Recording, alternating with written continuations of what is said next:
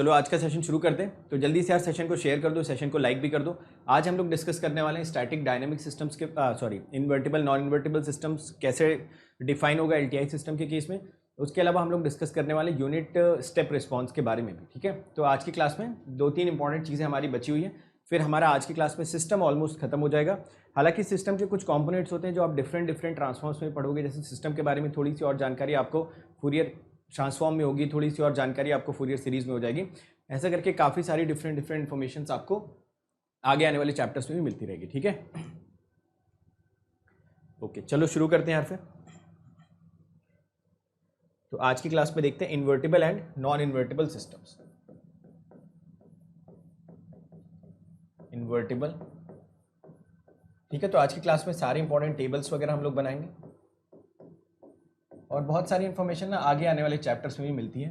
बहुत सारी चीज़ें मैं आगे वाले चैप्टर्स के लिए भी रिजर्व रखता हूँ, क्योंकि जब आप उसमें ट्रांसफॉर्म्स मिला देते हो ना, फिर आपको बहुत सारी चीज़ें काफ़ी अच्छे से एक्सप्लेन करने का मौका मिल जाता है। देखिए ज़रा, यहाँ पे ना मैंने 2 सिस्टम्स अज्यूम किए, ध्यान से देखते रहना, नोट करते रहना। यहाँ पे ना मैंने 2 सिस्टम्स अज्यूम कर लिए, ये लीजिए, ये है 2 सिस्टम्स। पहला सिस्टम मैंने माना H T, L T I है तो इसको आप एच ऑफ टी से रिप्रेजेंट कर सकते हो, और इसका जो इन्वर्स सिस्टम होगा वो भी एल टी आई होगा, तो उसको मैं एच आई टी से रिप्रेजेंट कर देता हूँ। फाइन, देखिए, तो सपोज अगर मैं यहाँ पे इनपुट अप्लाई करता हूँ एक्स ऑफ टी, है ना, यहाँ पे आउटपुट क्या आएगा, वाई ऑफ टी। और अगर ये आपका इन्वर्स सिस्टम है तो क्या आपका जो आउटपुट आना चाहिए वो अगेन एक्स ऑफ टी आ जाना चाहिए, नहीं? चेक करिए, बिल्कुल आना चाहिए। यानी कि अगर मैं इस पूरी के पूरे सिस्टम को कॉन्वोल्यूशन के फॉर्म में लिखने की कोशिश करूं या एक कॉन्वोल्यूशन ऑपरेटर से डिफाइन करूं, तो देखो वाई टी को आप क्या लिख सकते थे यार, वाई टी को आप लिख सकते थे x T convolution h T, क्योंकि वाई टी फर्स्ट वाले सिस्टम के लिए इनपुट के तौर पर काम कर रहा था, है ना। सेकेंड वाले सिस्टम के लिए अगर आप देखो तो जो वाई टी है वो खुद ही इनपुट की तरह काम कर रहा है। यानी कि सेकेंड वाले सिस्टम के हिसाब से अगर हम देखते हैं, इसको मैं नाम दे देता हूँ system 1, okay, system 2।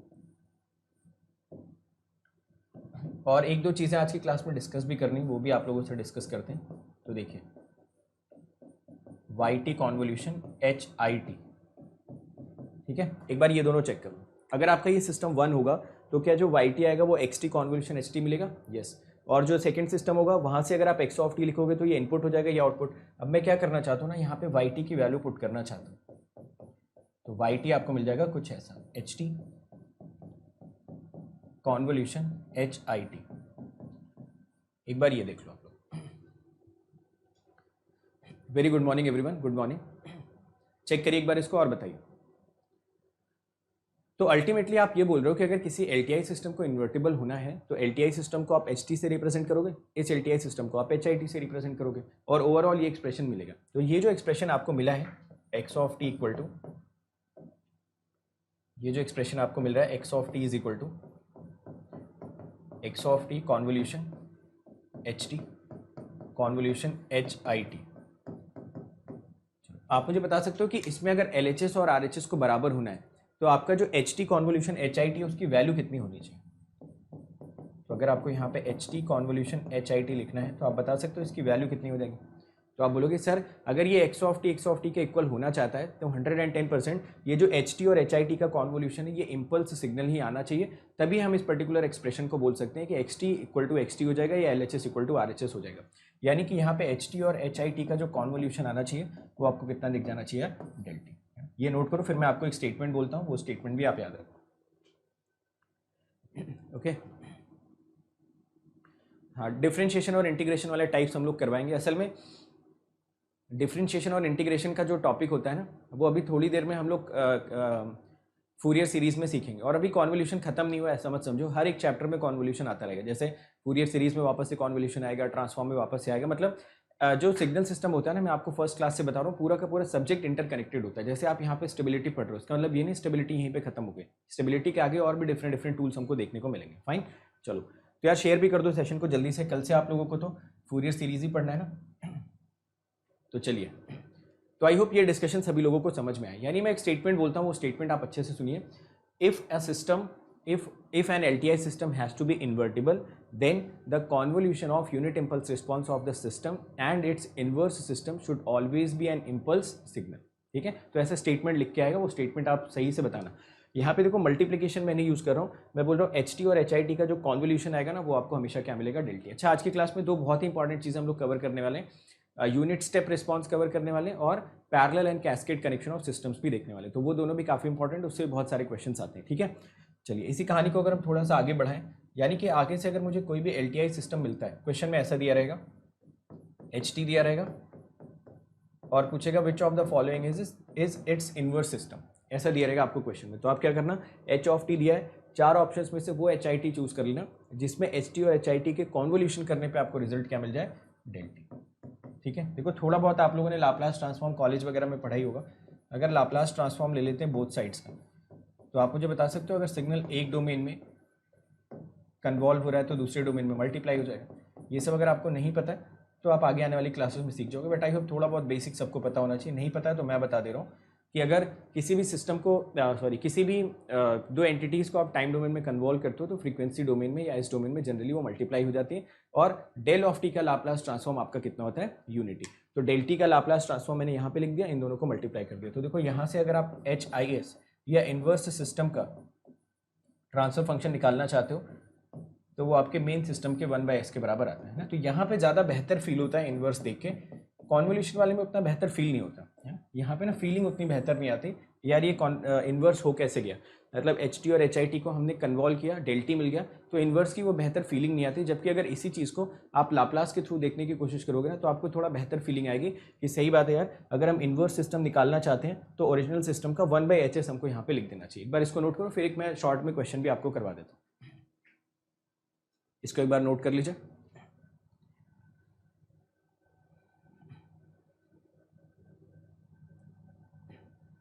Previous slide देखनी है, पहले इसको देख लो फिर प्रीवियस स्लाइड भी दिखा देता हूँ, नोट कर लो प्रीवियस भी और इसको भी। हो गया यार, लाइक भी कर दो सेशन को जल्दी से फटाफट। ठीक है, चलो देखो, तो कहने का मतलब क्या होता है, जैसे मान लो यहाँ पे उसने दो सिस्टम्स कैस्केड कर दिए, ठीक है, और एक सिस्टम का यूनिट इंपल्स रिस्पॉन्स या फिर ट्रांसफर फंक्शन उसने ऐसा मेंशन कर दिया और ये बोल रहा है कि ये इन्वर्स है आपका। ठीक है, ये दोनों सिस्टम्स को उसने ऐसे कनेक्ट कर रखा है, यहाँ पे आपको मेंशन कर रखा है x(s) और बोल रखा है यहाँ पे भी उसको x(s) चाहिए, तो HIS की वैल्यू कितनी हो जाएगी, 1/HS, है ना। तो ऐसे करके आगे आपको बहुत सारे क्वेश्चंस देखने को मिल जाएंगे। ठीक है, तो जब हम लोग लाप्लास में पहुंचेंगे तो बहुत सारी प्रॉपर्टीज़ भी लिखवाऊंगा कि अगर आपका HS जो है वो स्टेबल है तो ज़रूरी नहीं कि इसका इन्वर्स भी स्टेबल हो, ऐसा करके काफ़ी सारी प्रॉपर्टीज़ भी लिखेंगे। थोड़ा बहुत आपको दिख भी रहा होगा कि ये वाला सिस्टम तो स्टेबल है क्योंकि इसका पोल कहाँ पे लाई कर रहा है, लेफ्ट हाफ साइड पे, जबकि ये वाला जो सिस्टम है इसका एक पोल RHP पे चला गया, तो इस सिस्टम को एक अनस्टेबल सिस्टम आप बोल सकते हो, प्रोवाइडेड दोनों सिस्टम्स कॉजल हो। तो आगे इन सब के बारे में बहुत डिटेल चर्चा करेंगे, अभी इसको आप मत देखो, आप सिर्फ और सिर्फ HIS की वैल्यू कैलकुलेट करना सीखो, चलेगा। देखिए हो जाएंगे ना। 20th लेक्चर में हो तो यार एटलीस्ट ना सिग्नल आप पढ़ लो, जैसा मैंने कल भी बोला था, कल अगर आप फूरियर सीरीज पढ़ना चाहते हो तो सिर्फ वहाँ पे दो ही चीज़ों के प्री रिक्विजिट है जनरली, एक तो आपके ऑर्थोगोनल नॉन ऑर्थोगोनल सिग्नल्स की और एक आपके पावर सिग्नल्स की। बट अगर आप चाहो तो पीरियोडिक नॉन पीरियोडिक सिग्नल्स भी देख सकते हो, इतना कोई बहुत उसका ज़्यादा एक्सटेंसिव यूज़ नहीं है, बट अगर आप आइडिया लेके आओगे तो आपको कल की क्लास में थोड़ा बेहतर फील होगा। ओके चलो, अब सेम चीज़ एक बार डिस्क्रीट के लिए आप करके देख लो यार, डिस्क्रीट के लिए भी करके देख लो, फिर टेबल बनाते हैं ना, कुछ बड़ी इंपॉर्टेंट टेबल्स हैं यहाँ, टेबल ना हमारे लिए काफ़ी यूज़फुल होते हैं। ये हो गया XN, ये आप खुद ही कर लो, ये YN, और अगर ये इन्वर्स था तो आप एक्सपेक्ट करते हैं यहाँ पे भी XN, इसको हमने लिखा है HN और इसको लिख दिया HIN। यहाँ से भी डायरेक्ट सेम एक्सप्रेशन में लिख देता हूँ, HN convolution HIN has to be equal to del n, है ना। अगर दोनों साइड का मैं Z ट्रांसफॉर्म ले लेता हूँ, अगर मैं दोनों साइड का क्या ले लेता हूँ, Z ट्रांसफॉर्म, तो आपको यहाँ से मिलेगा HZ into HIZ equal to 1, या यहाँ से आप HIZ की वैल्यू कितनी लिख सकते थे, 1/HZ। ठीक है, बिल्कुल सेम तरीके से ये भी आप नोट डाउन कर लीजिए।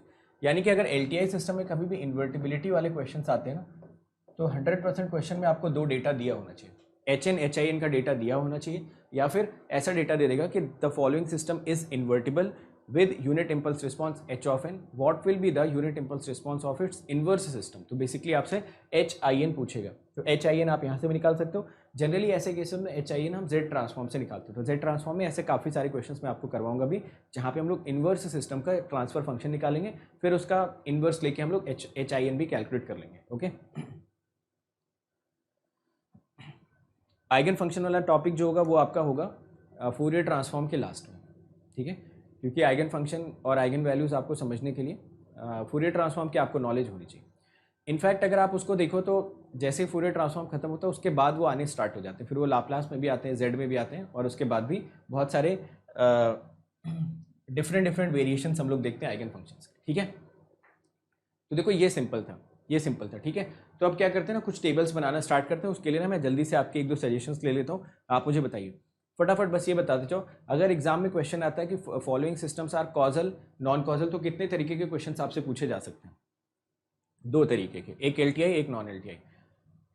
अगर आपके एग्जाम में क्वेश्चन आता है स्टैटिक डायनेमिक, तो कितने तरीके के क्वेश्चंस पूछे जा सकते हैं? 2 तरीके के, एक LTI एक नॉन LTI। स्टेबल अनस्टेबल का क्वेश्चन आता है तो कितने तरीके के क्वेश्चंस पूछे जा सकते हैं? 2 तरीके के, LTI एंड नॉन LTI। और अगर इन्वर्टिबल नॉन इन्वर्टिबल का क्वेश्चन आता है तो भी एग्जाम में आपसे 2 तरीके के क्वेश्चन पूछे जा सकते हैं, LTI नॉन LTI। तो सबसे पहले तो अपने दिमाग में इस पिक्चर को बहुत अच्छे से क्लियर करना है कि हमारे एग्जाम में कितने टाइप के क्वेश्चन पूछे जा सकते हैं। अब एक बार उनकी टेक्निक्स पे आते हैं, फिर इन टेबल्स को हम लोग बनाने पर थोड़ा सा ध्यान देते हैं, ठीक है। तो अब क्या करते हैं, इसके बाद इन टेक्निक्स पे आते हैं। तो मैं टेक्निक्स का ना एक एक करके नाम आपको बताता हूँ, आप मुझे बताते रहना। Causal non causal static dynamic के केस में हम लोग टाइम के अलग अलग वैल्यूज पुट करेंगे, है ना, टाइम के अलग अलग वैल्यूज हम लोग वहाँ पे पुट करेंगे in case of non LTI। और LTI के केस में कहीं ना कहीं से हम लोग HT या HN को ढूंढ लेंगे। वैसे ही स्टेबल अनस्टेबल और इन्वर्टिबल नॉन इन्वर्टिबल के केस में अगर वो सिस्टम नॉन LTI है तो हम लोग XT या XN के डिफरेंट वैल्यूज पुट करेंगे। अदरवाइज हम लोग क्या करेंगे कि HT और HN को ढूंढ के कुछ रेस्पेक्टिव डिसीजन हम लोग ले लेंगे। तो वही टेबल मैं आपको बनाने जा रहा हूँ। टेबल आप फटाफट देखते रहना यार, आपको कोई भी दिक्कत हो टेबल में मुझे बताना। इनफैक्ट अगर आप चाहो ना तो ये टेबल आप खुद भी कंप्लीट कर सकते हो मेरे साथ साथ।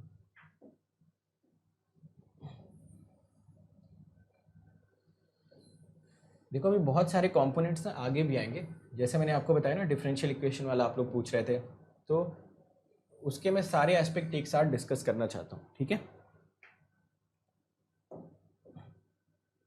यहाँ पे मैं लिख देता हूँ properties,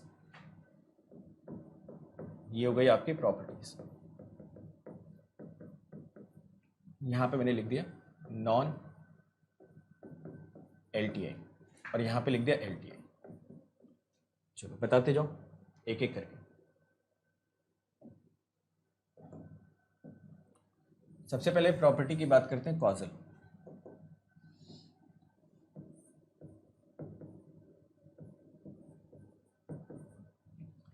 causal system non LTI में बताइए क्या करोगे आप? Different values of T/n।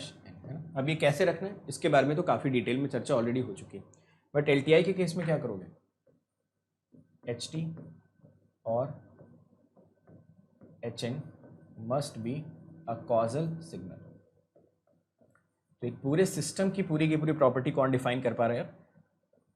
एक सिग्नल।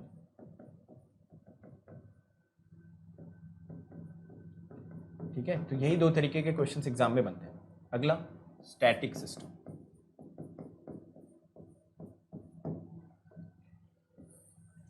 ठीक है, तो लास्ट में ये टेबल जरूर रिवाइज कर लेना। Different values of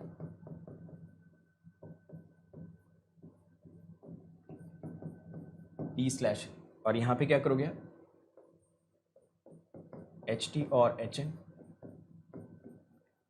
must be impulse signal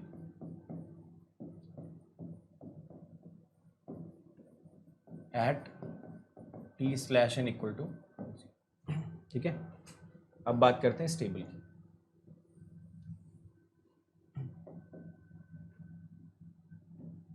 stable system, ठीक है, तो यहाँ पे मैं लिख देता हूँ different values of XT XN, but इसका प्रोसेस तो अपने पास पूरा ही है ना। 2-3 मेथड्स हम लोगों ने देखे थे, एक बेसिक मेथड, एक ग्राफिकल मेथड और एक वैल्यूज डाल डाल के चेक करने वाला xt/xn, ठीक है। इसके बाद यहाँ पे आप क्या करोगे,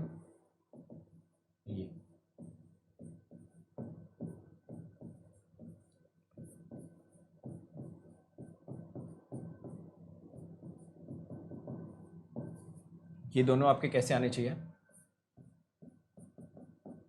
फाइनाइट। यहां तक नोट करो टेबल यहां तक नोट करो, फिर लास्ट में लिखते हैं। स्टेबल सिस्टम हो गया, अब आ जाओ इन्वर्टेबल सिस्टम। अब आ जाइए इन्वर्टेबल सिस्टम्स, ठीक है। इन्वर्टेबल सिस्टम्स में हम लोग क्या करते हैं, अगेन यहाँ पे भी वही डिफरेंट वैल्यूज ऑफ xt/xn, ठीक है। तो ये टेबल बड़ी इंपॉर्टेंट है यार, एक तरीके से आप मान सकते हो ना पूरे के पूरे चैप्टर की समरी यहाँ पे लिखी हुई है, और इससे आपका पूरा दिमाग भी खुलना चाहिए कि असल में हम करना क्या चाहते हैं इस चैप्टर में।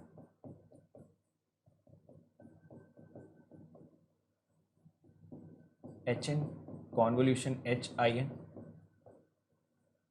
ये डेल्टी, ये डेल।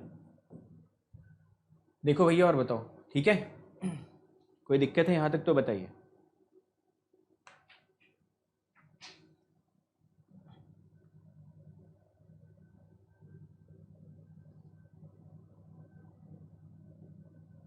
नोट कर लो, नोट करने के बाद कोई प्रॉब्लम है इसमें तो पूछो,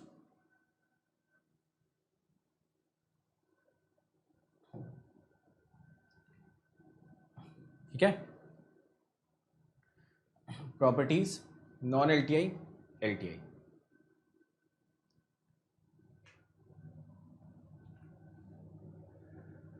ठीक है। तो अब बताओ पूरे के पूरे सिस्टम के चैप्टर में आपका कुछ दिमाग खुला या नहीं, थॉट प्रोसेस बना या नहीं बना, बना खुद का थॉट प्रोसेस, ठीक है। कॉन्वोल्यूशन की मैंने आपको अच्छी अच्छी टेक्निक सिखा दी, उसके बाद फिर आपने नॉन LTI को बहुत अच्छी तरीके से पढ़ा, LTI को अच्छी तरीके से पढ़ा, और ऑल इन ऑल आपने खुद का एक प्रोसेस डेवलप किया। खुद आप सोच पा रहे हो कि हर तरीके के क्वेश्चंस में मैं क्या इनपुट अपनी तरफ से डाल सकता हूँ, और जो क्वेश्चन में आप नहीं सोच पा रहे हो ना, इसका मतलब उस टाइप के क्वेश्चन अभी आपने पढ़े नहीं, जैसे डिफरेंशियल इक्वेशन अभी मैंने नहीं पढ़ाया, ट्रांसफर फंक्शन से आपको नहीं देखना सिखाया, उसके अलावा मैंने अभी आपको ये नहीं बताया कि अगर दो लीनियर सिस्टम्स को आप कैस्केड कर दो तो रिजल्टेंट सिस्टम क्या होगा, दो कॉजल सिस्टम्स को आप कैस्केड कर दो तो रिजल्टेंट सिस्टम क्या होगा। वो इसलिए नहीं सिखाया क्योंकि अभी ना कैस्केडिंग वगैरह को हमने पढ़ा नहीं है, वो अगला ही टॉपिक हम लोग पढ़ने जा रहे हैं। कैस्केडिंग हो गया आपका, दो सिस्टम्स को अगर आप पैरेलल में ऐड करते हो तो रिजल्टेंट क्या होगा, वो सारी चीज़ें थोड़ी देर में हम लोग सीखने जा रहे हैं, ठीक है। चलो खैर, इसके बाद डिस्कस करते हैं हम लोग, इसके बाद हम लोग डिस्कस करते हैं।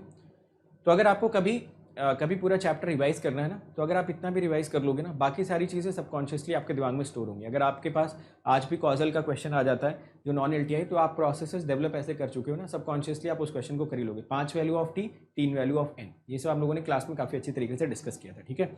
चलो अब चर्चा करते हैं यूनिट स्टेप रिस्पॉन्स की, ओके। चर्चा करते हैं यूनिट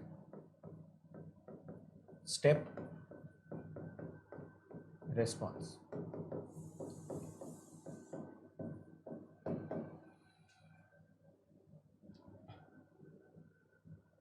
इसको भी यार बहुत अच्छे से समझना, इस पे असल में जो क्वेश्चंस आते हैं ना, थोड़े से ट्रिकी क्वेश्चंस आते हैं, मतलब इसकी डेफिनेशन आपको थोड़ी क्लैरिटी से समझनी पड़ेगी। आइए देखते हैं। तो यहाँ पे आपसे पूछ रखा what is unit step response, खुद ही बताओ यार, अब इसमें मुझे क्या बताना, अब ये तो आप पढ़ ही चुके हो ना। देखिए सपोज ये हमारा एक LTI सिस्टम, ठीक है, इसका ये h of t। Unit step response का मतलब यहाँ पे स्ट्रिक्टली आपको UT लगाना है ना, 1 UT, क्योंकि यूनिट स्टेप की बात कर रहा है ना।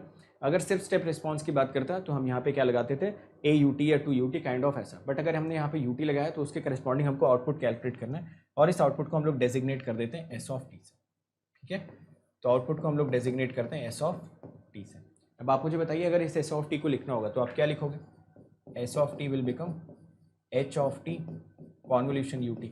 और देखो क्या मैं आपको ये पहले बता चुका हूँ कि UT से कॉन्वोल्यूशन का सिंपल सा मतलब क्या होता है कि उस पर्टिकुलर सिग्नल का आप रनिंग इंटीग्रेशन परफॉर्म करो फ्रॉम -इन्फिनिटी टू T।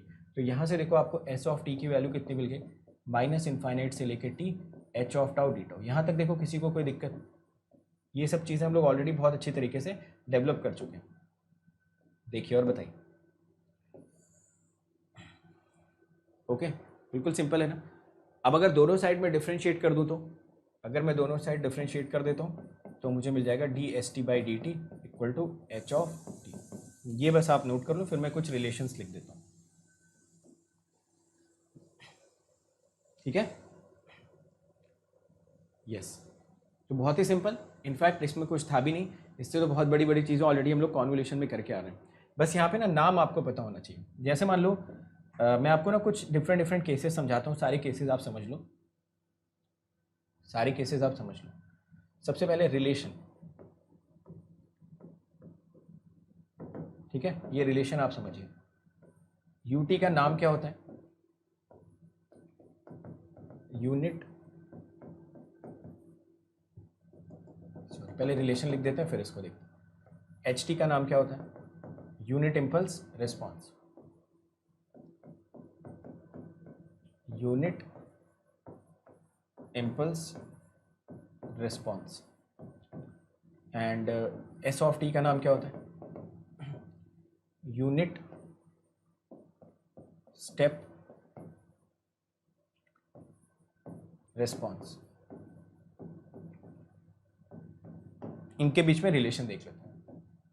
अगर आप कभी भी यूनिट स्टेप रिस्पॉन्स को डिफरेंशिएट करोगे तो आपको यूनिट इम्पल्स रिस्पॉन्स मिल जाएगा, या अगर आप कभी भी इसका रनिंग इंटीग्रेशन कैलकुलेट करोगे एच टाउ टी टाउ तो आपको एस टी मिल जाएगा। ठीक है, ये दोनों रिलेशंस याद रखो।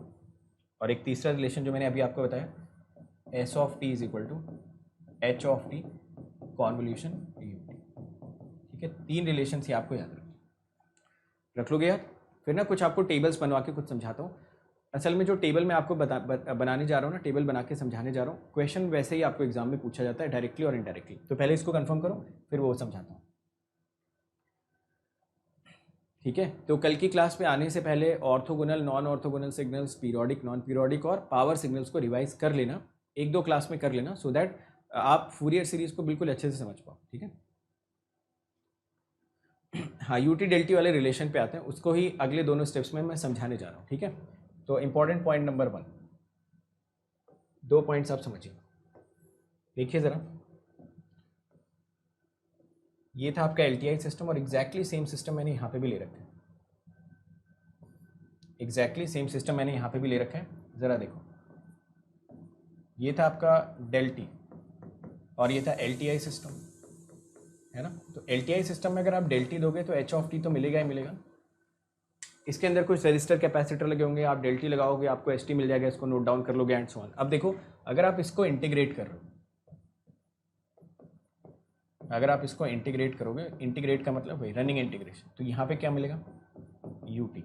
और अगर आपने इसको इंटीग्रेट कर दिया तो क्या मिलेगा? S T. और ऐसा होना भी चाहिए क्योंकि इंटीग्रेशन एक लीनियर ऑपरेटर होता है, और अगर एल टी आई सिस्टम में आप अब इनपुट को इंटीग्रेट कर रहे हो तो आउटपुट भी अपने आप इंटीग्रेट हो ही जाता है। तो आप ऐसा बोल सकते हो कि जो रिलेशन डेल टी और यू टी के बीच में एग्जिस्ट करता है ना, वही रिलेशन एच टी और एस टी के बीच में एग्जिस्ट करेगा। जैसे जब आप यू टी को डिफरेंशिएट करते हो तो आपको डेल टी मिल जाता है, डेल टी को इंटीग्रेट करते हो तो यू टी मिल जाता है। ऑन द सिमिलर बेसिस अगर आप एस टी को डिफरेंशिएट करोगे तो एस टी मिल जाएगा, और एस टी को एस टी को इंटीग्रेट करोगे तो एस टी मिल जाएगा, और एस टी को डिफरेंशिएट करोगे तो आपको एच टी मिल जाएगा। ठीक है, चेक कर लीजिए। तो वैसे ही आप इसका उल्टा भी लिख सकते हैं।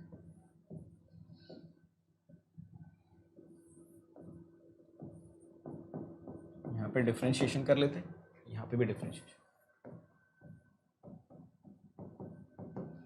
ठीक है, तो बस इतनी सी बात आपको याद रखनी है कि जो रिलेशन डेल्टी और यूटी के बीच में एग्जिस्ट करते हैं वही रिलेशन आपका एच टी और एस टी के बीच में एग्जिस्ट करता है, और राइटली सो, क्योंकि अगर आप एलटीआई सिस्टम के इनपुट को इंटीग्रेट करो तो आउटपुट को तो इंटीग्रेट होना ही पड़ेगा, because integration is a linear operator, तो दोनों साइड आप उसको लगा सकते हो। ठीक है, चलें अगला सेकंड देखो, सेकंड बड़ा इंपॉर्टेंट क्वेश्चन जो आता है एग्जाम में ना, वो इसी पे आएगा, इसी में थोड़ा सा आपको कंफ्यूज करने की कोशिश करता है, दैट्स इट।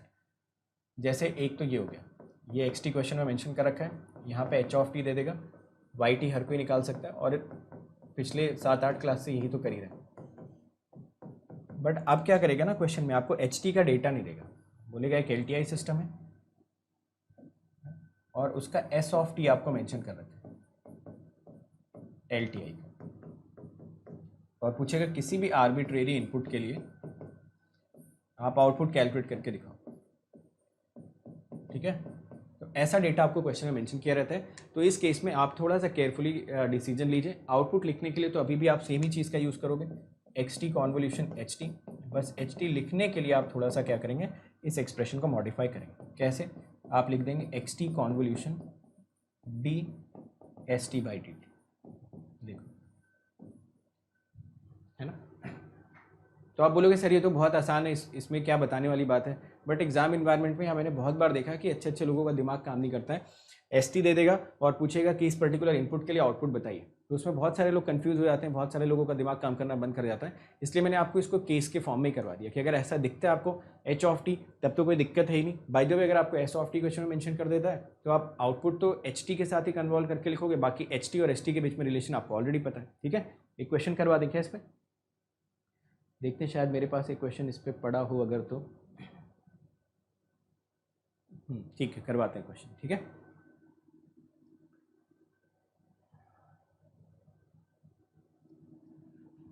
नहीं, ईएमएफटी का जो सेशन अगला सब्जेक्ट स्टार्ट होगा ना मैथ्स के बाद, उसमें सिर्फ इलेक्ट्रिकल वाला होगा, क्योंकि ईसी वाला पूरा का पूरा साकेत सर ने बहुत डिटेल में कवर करवा दिया।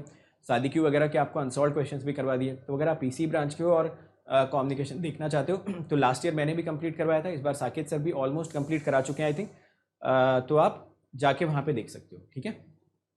और बाकी इस फ्राइडे को, क्योंकि हमारे क्रिएट्रिक्स वाले चैनल पे 2 लाख सब्सक्राइबर्स भी पूरे हो गए, तो वहाँ पे आपको फ्राइडे को एक इवेंट होगा जिसपे ना आपको बहुत सारे इंपॉर्टेंट अपडेट्स दी जाएंगी। बहुत सारी चीज़ें ऑलरेडी हम लोगों ने प्लान कर रखी है, पाइपलाइन में है, वो सारी की सारी अपडेट्स आपको फ्राइडे को दी जाएगी, ठीक है। तो फ्राइडे को वापस से क्रिएट्रिक्स वाले चैनल पे पूरी की पूरी टीम प्रेजेंट रहेगी, आपको बताया जाएगा कि कौन सा सब्जेक्ट स्टार्ट होगा, कौन सा सब्जेक्ट अभी आप और एक्सपेक्ट कर सकते हो। प्लैनेट गेट पे नया क्या आने वाला है, मैं आपको एक सरप्राइज़ भी बताता हूँ, मतलब सरप्राइज़ तो नहीं बताऊँगा बट आपको जस्ट हिंट दे रहा हूँ कि प्लैनेट गेट पे आप बहुत ही जल्दी एक नया सब्जेक्ट एक्सपेक्ट करने वाले हो, ईसी इलेक्ट्रिकल वालों, ठीक है। तो वो फ्राइडे को रिवील करा जाएगा कि वो सब्जेक्ट कौन सा होगा। जैसे अभी सिग्नल सिस्टम में पढ़ाई रहा हूँ, डिजिटल आपके वरुण सर पढ़ा रहे हैं, नेटवर्क अंकित सर ने कंप्लीट कर ही दिया पूरा का पूरा, तो नेटवर्क जाके प्लेलिस्ट में चेकआउट करते रहो। और एक सब्जेक्ट आपके लिए और आने वाला है, वो फ्राइडे को रिवील होगा कि कौन सा सब्जेक्ट आपके लिए आने वाला है, ठीक है। अगर मेरा वाला पूरा देख रखा है तो साकेत सर ने जो शादी क्यू के क्वेश्चन सॉल्व करवा रखे हैं ना, वो सेशंस एक बार आप जरूर देख लो, क्योंकि उसमें ना उन्होंने काफ़ी सारे क्वेश्चन करवा रखे हैं। वो क्वेश्चंस आप देख लोगे तो थोड़ा आपको और कॉन्फिडेंस आ जाएगा। चलो खैर आते हैं, एक क्वेश्चन भी करवा देते हैं। क्वेश्चन करवाने का मैं आपको बोल रहा था, देखिए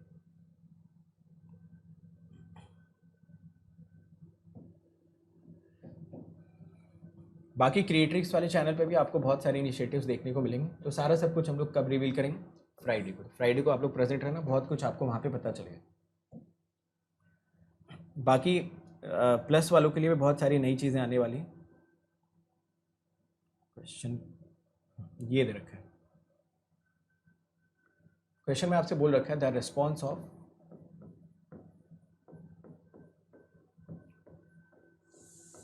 LTI सिस्टम फॉर इनपुट,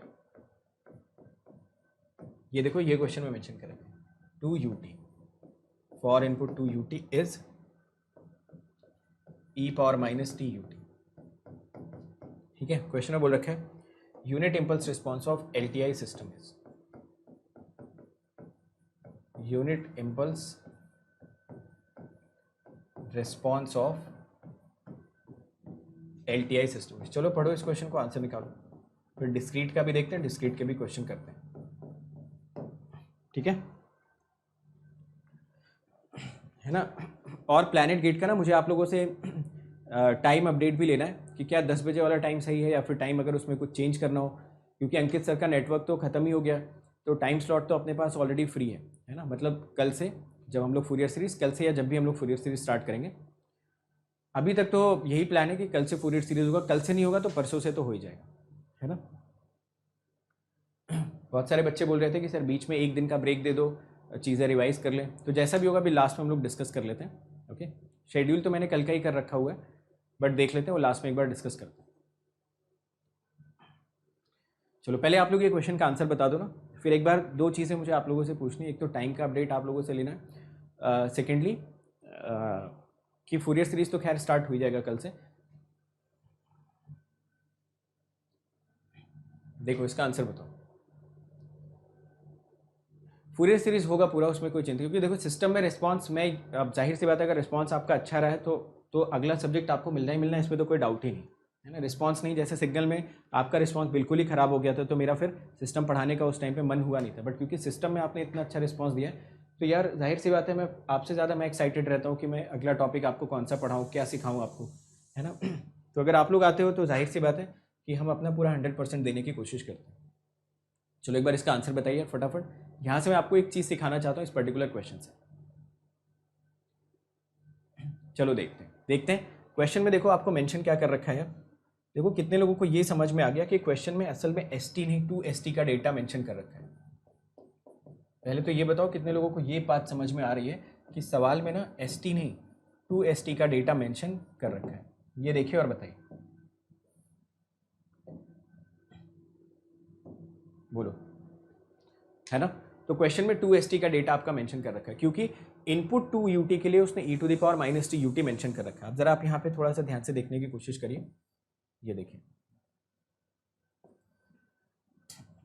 इसको आप ध्यान से देखने की कोशिश करिए, ऐसा कुछ। तो अगर हम यहाँ पे UT देते तो करस्पॉन्डिंग आउटपुट आपका ST होता है। यही अभी हम लोगों ने सिंबल्स यूज़ किया, और अगर 2 UT हो गया तो इसको आप 2ST कर सकते हो। ओके, इतना तो मेरे ख्याल से शायद सबने जज कर लिया होगा। यस, अब 2ST का डेटा आपको दे रखा था e⁻⁻t UT, तो यहाँ से ST आप बता सकते हो कितना मिल जाएगा आपको, e⁻⁻t/2 UT। देखो यहाँ पे मैं थोड़ा सा रुकता हूँ और आपका अफर्मेशन लेता हूँ कि क्या आपने यहाँ तक बिल्कुल ठीक ठीक कैलकुलेट कर लिया। देखिए यस, यहाँ तक हमने बिल्कुल ठीक ठीक कैलकुलेट कर लिया। अब ज़रा देखो इसके बाद जनरली गलती क्या होती है ना, वो भी मैं आपको समझाता हूँ। ये हो गया e⁻⁻t/2 UT। अब इसको हम डिफ्रेंशिएट करना स्टार्ट करते हैं। तो जब भी हम इसको डिफ्रेंशिएट करना स्टार्ट करते हैं ना, तो हम क्या करते हैं, UT को फॉर ग्रांटेड ले लेते हैं, जबकि ऐसा नहीं करना चाहिए। जब भी आप यहाँ पे डिफ्रेंशिएशन लगाओगे तो डिफ्रेंशिएशन हमेशा बाई पार्ट्स में लगना चाहिए, e⁻⁻t UT।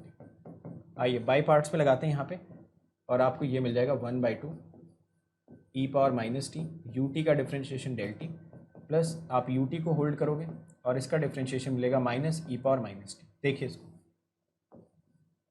इसको देखो, चेक करिए। तो अगर आप यहाँ पे नोटिस कर पा रहोगे ना, तो मैंने क्या करा, 1/2 को बाहर ले लिया, e⁻⁻t को होल्ड करा, UT का डिफ्रेंशिएशन ∆t, प्लस का साइन लगाया, UT को होल्ड किया, e⁻⁻t का डिफ्रेंशिएशन -e⁻⁻t। अब देखो क्या ये वाला एक्सप्रेशन अगर आप थोड़ा सा सॉल्व करो तो इसमें आपको कोई दिक्कत है सॉल्व करने में। ब्रेक पॉइंट दिख रहा है t=0, उठा के यहाँ पे रख दिया, तो अल्टीमेटली जो आपके पास एक्सप्रेशन आने वाला था वो आना चाहिए था 1/2 ∆t -e⁻⁻t। ठीक है, तो बहुत सारे लोग जब इसको डिफ्रेंशिएट करते हैं तो UT को फॉर ग्रांटेड ले लेते हैं। ऐसा मत करना, UT भी आपका एक अच्छा खासा सिग्नल होता है, उसको भी आपको बाई पार्ट्स में इंक्लूड करना पड़ेगा। ठीक है, UT का लिखना पड़ेगा, उसमें तो कोई डाउट ही नहीं है। तो ये हमारी जल्दीबाजी में कभी कभी मिस्टेक होती है एग्जाम्स में कि हम UT को छोड़ देते हैं और एक ऑप्शन भी हमारा ऐसा प्रेजेंट होता है, तो थोड़ा सा बस केयरफुल रहना इसमें। बाकी तो सारी चीज़ें सिंपल है, इसमें ज़्यादा कुछ खास है नहीं। ओके, बाकी यूनिट स्टेप रिस्पांस का कौन से चैप्टर में आप सबसे ज़्यादा यूज़ करते हो, कौन से सब्जेक्ट में, कंट्रोल सिस्टम में। ठीक है, तो पूरा का पूरा कंट्रोल सिस्टम ही अगर आप देखोगे ना तो सारा का सारे यूनिट स्टेप रिस्पांस पे बेस्ड होता है। हालांकि और भी इनपुट्स के लिए क्वेश्चंस आते हैं, बट 99.99% क्वेश्चंस आपके यूनिट स्टेप रिस्पांस पे आते हैं। मतलब UT लगाओ आउटपुट निकालो, UT लगाओ आउटपुट निकालो, एंड सो। हो गया, डिस्क्रीट के लिए देख लें एक बार। तो ये आपने यूनिट स्टेप रिस्पांस किसके लिए देखा, HT और ST के बीच में जो रिलेशन हम लोगों ने बनाया। अब सेम काम क्या कर लेते हैं फटाफट हम लोग HT और HN के बारे में भी कर लेते हैं। HN के बारे में देखो, और देखो आज आप जाके क्या करना ना, एटलीस्ट अपनी ब्रांच के, अगर आपकी ब्रांच EC है, अगर आपकी ब्रांच इलेक्ट्रिकल है, तो एटलीस्ट अपनी ब्रांच के ना, या इंस्ट्रूमेंटेशन आपकी ब्रांच है, तो सारे ना PYQs लगा लेना, सारे PYQs आप लगा लेना आज जाके। ठीक है, तो ये हो गया HN। देखो अब यहाँ पे यूनिट स्टेप रिस्पांस निकालना है ना, तो इसको कर लेते हैं UN और इसका नाम दे देते हैं SN। यहाँ पे भी आप देखोगे कि सर यहाँ पे भी कोई प्रॉब्लम नहीं हो रही, आसानी से कैलकुलेट कर पा रहे हैं। SN आपको मिल जाएगा K = -∞ to n, सॉरी पहले तो कॉन्वोल्यूशन लिख देना उसके बाद UN कॉन्वोल्यूशन HN। आपको पता है UN से कॉन्वोल्यूशन हमेशा किस चीज़ में रिजल्ट कर देता है, एक एक्यूमुलेशन में, k equal to minus infinity to n h of k, है ना। तो ये हमेशा किस में रिजल्ट करा देता है, आपका एक्यूमुलेशन। देख लीजिए, तो SN जो आपको यहाँ से मिलेगा that will be from k equal to minus infinity to n h of k। इसी चीज़ को हम लोग बोल देते हैं यूनिट स्टेप रिस्पॉन्स। अब इसके बीच में भी रिलेशंस फटाफट चेक कर ले, नोट कर लो पहले इसको, फिर रिलेशंस निकालते हैं। ऐसा एक रिलेशन आप ऑलरेडी निकाल भी चुके हो एक्यूमुलेटर का, बट दोबारा से उसको हम लोग निकालते हैं। मैथ्स वाले लेक्चर में आज वो सारी चीज़ें कंप्लीट होंगी यार। असल में परसों तो आपने देखा ही था कि कुछ नेट का एरर आ रहा था, क्लास हो नहीं पाई। कल असल में क्या हुआ था कि मेरा एक प्लस का सेशन 9:45 पे शेड्यूल था, इसलिए आप लोगों ने देखा होगा कल वाले सेशन से भी मैं बीच में चला गया था, क्योंकि 9:45 पे ना मेरा एक प्लस पे सेशन शेड्यूल था, डाउट सॉल्विंग सेशन। तो उस चक्कर में वो वाला सेशन भी बहुत सारे लोगों ने अटेंड भी किया होगा जो प्लस यूज़र्स होंगे, तो इस वजह से वो वाला सेशन आज हम लोग रखेंगे और आज वो सारी चीज़ें कंप्लीट करेंगे। आज की क्लास में ना कैले हैमिल्टन के साथ एक छोटा सा टॉपिक और बचा हुआ, वो सारा हम लोग कवर करेंगे। चलो देखते हैं इसको भी। रिलेशन फटाफट नोट डाउन कर लो, इनके बीच में भी आप रिलेशन नोट डाउन कर लीजिए। ये रिलेशन देखो क्या होता है, आपका HN दे रखा है यूनिट इम्पल्स रिस्पॉन्स, SN दे रखा है यूनिट स्टेप रिस्पॉन्स। ये हो गया आपका यूनिट इम्पल्स रिस्पॉन्स और ये आपका हो गया यूनिट स्टेप रिस्पॉन्स। ठीक है, अब यहाँ पे देख लो दोनों के बीच में क्या रिलेशन होते हैं। पहला तो आपने लिख ही दिया कि S of n is equal to summation of k equal to minus infinity to n h of k। Second आपका रिलेशन हो जाता है h ऑफ n के फॉर्म में, वो आप लिख सकते हो कुछ ऐसा, h of n is equal to s of n minus s of n minus 1, है ना। ये हम लोगों ने बताया भी था कि एक्यूमुलेटर का जो इन्वर्स होता है वो हमेशा क्या होता है यार, फर्स्ट डिफरेंस। इसको बोला जाता है फर्स्ट डिफरेंस। ठीक है, तो एक्यूमुलेटर का जो इन्वर्स होता है वो हमेशा होता है फर्स्ट डिफरेंस। चेक कर लीजिए।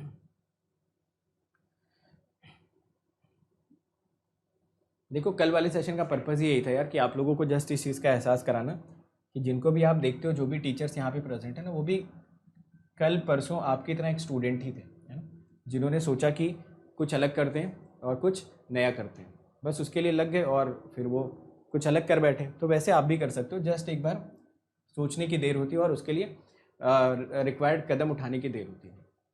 ये दोनों नोट करिए, फिर यही रिलेशन मैं यहाँ पे समझा देता हूँ आपको। Important point number 1, important point number 1 में देखो फिर से वही चीज़ मैं लिखना चाहता हूँ जो हम लोगों ने कंटिन्यूअस में लिखा। कंटिन्यूअस में हमने क्या लिखा था, हाँ ये डेल टी डेल एन वाला रिलेशन, यहाँ पे भी देखो वही रिलेशन होल्ड करेगा। सेम LTI सिस्टम ले लेते हैं हम लोग, ये लीजिए।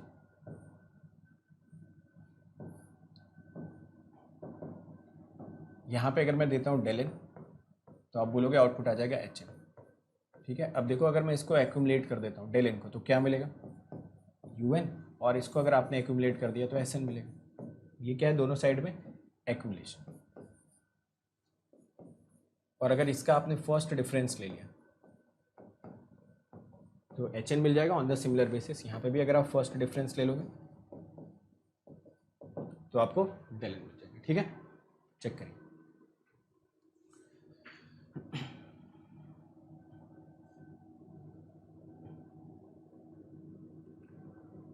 टाइमलाइन वाले से करने में, हाँ अगर दोनों का लिमिट फाइनाइट होगा ना फिर थोड़ा टाइम लग जाएगा, बिल्कुल सही बात है ना, फिर थोड़ा सा टाइम लग जाएगा क्योंकि फिर टोटल आपको 4 कंडीशंस बनानी पड़ेंगी, है ना, टोटल 4 कंडीशंस। एक बार फर्स्ट वाली लिमिट को आप रोक के रखोगे दोनों के बीच में तो वहाँ से 2 कंडीशन आएगी, फिर आप उसको आगे लेके जाओगे, पीछे वाली लिमिट को 2 के बीच में रोक के रखोगे, है ना, उसमें थोड़ा सा टाइम लगेगा, that is acceptable. But exam के अगर आप क्वेश्चंस देखोगे ना तो एग्जाम में कभी उतने लेंदी क्वेश्चंस आते ही नहीं।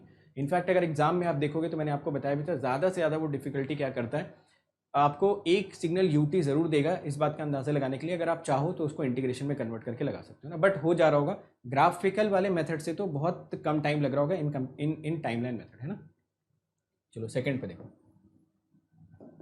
है ना। और अगर आप थोड़ा सा इतने क्वेश्चंस अगर आप प्रैक्टिस कर चुके होगे ना और थोड़ा सा आप देखोगे तो आपको समझ में आ जाएगा कि यार टाइमलाइन मेथड असल में कोई मेथड नहीं है ना। वो ग्राफिकल मेथड का एक सिंप्लीफाइड वर्जन मैंने आपको समझाया, जहाँ पे ग्राफ बनाने की ज़रूरत नहीं बल्कि ग्राफ को मैथमेटिकली हम लोग लिख रहे हैं।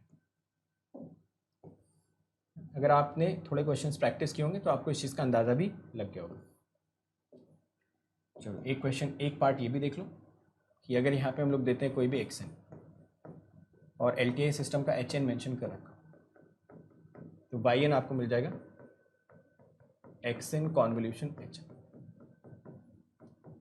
देखो, और बाय द वे अगर हम यहाँ पे XN देते हैं और इस LTI सिस्टम का हमारे पास मेंशन्ड है SN तो आउटपुट तो अभी भी वही रहेगा, YN is equal to XN convolution HN।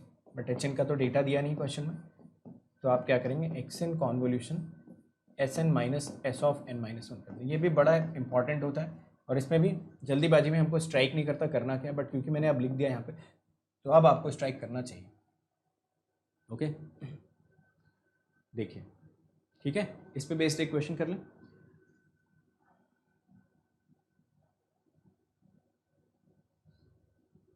आइए इस पे बेस्ड एक क्वेश्चन करते हैं,